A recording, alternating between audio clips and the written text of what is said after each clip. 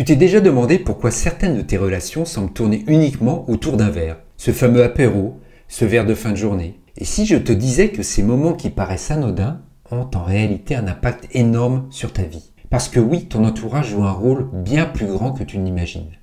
Certaines personnes te boostent, t'aident à avancer, tandis que d'autres, elles te tirent en arrière, parfois même sans que tu t'en rendes compte. Et voilà la vérité.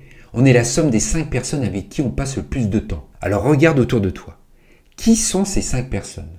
T'aident-elles à devenir la meilleure version de toi-même? Ou est-ce que sans le vouloir, elles t'enferment dans des habitudes que tu essaies de changer? Quand j'ai décidé de mettre l'alcool de côté, j'ai commencé à voir des choses que je n'avais jamais remarquées avant. C'est comme si un filtre tombait. J'ai réalisé que certaines relations ne tenaient qu'à une seule chose, les verres qu'on partageait.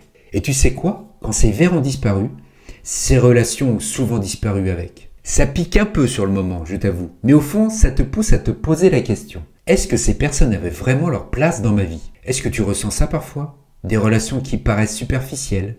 Ou tu sens que quelque chose manque en dehors des moments festifs? Parlons maintenant de l'influence de ton cercle social. C'est là qu'intervient cette idée de Jim Rohn. On devient la somme des 5 personnes avec qui on passe le plus de temps.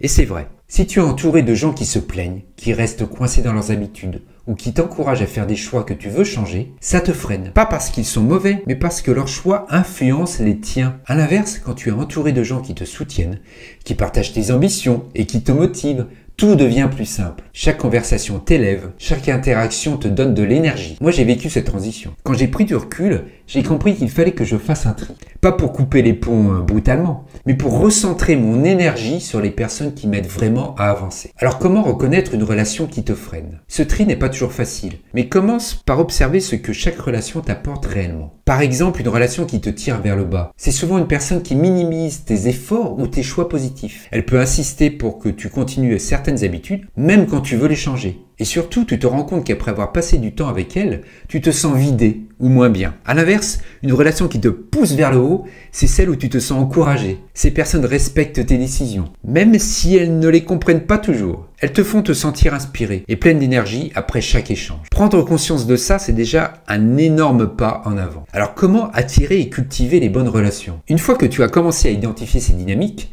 tu peux aussi agir pour cultiver les relations positives et en créer de nouvelles. Tu peux décider de passer plus de temps avec des personnes qui partagent tes ambitions et tes valeurs. Même si au début, ces liens ne sont pas encore très forts. Par exemple, organise des moments qui ne tournent pas autour de l'alcool. Une randonnée, un déjeuner, une séance de sport ou juste un café peuvent devenir des occasions de renforcer des liens différents. Et pourquoi ne pas t'ouvrir à des nouveaux cercles?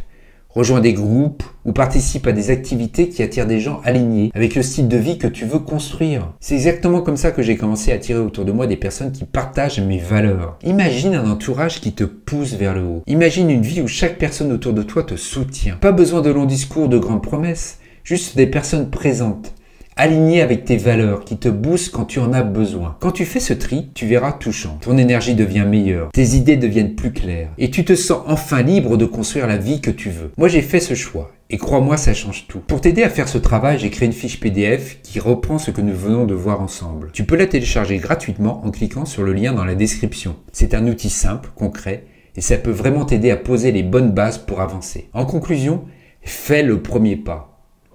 Regarde autour de toi qui dans ton entourage te soutient vraiment, qui t'inspire et qui au contraire te freine. Ce sont des questions importantes et prendre le temps d'y répondre peut tout changer. Et pose-toi aussi cette question. Avec qui passes-tu du temps uniquement pour boire? Ces relations qui se résument à des apéros ou des soirées. Est-ce que sans ces verres, il resterait quelque chose? Est-ce que ces personnes seraient toujours là si tu décidais de changer tes habitudes? Ce n'est pas toujours agréable à réaliser, mais certaines relations ne tiennent qu'à cette habitude commune. Quand l'alcool disparaît, tu vois vraiment qui reste à tes côtés et qui disparaît. Et crois-moi, ce tri, même s'il est parfois difficile, te permet de t'entourer des bonnes personnes.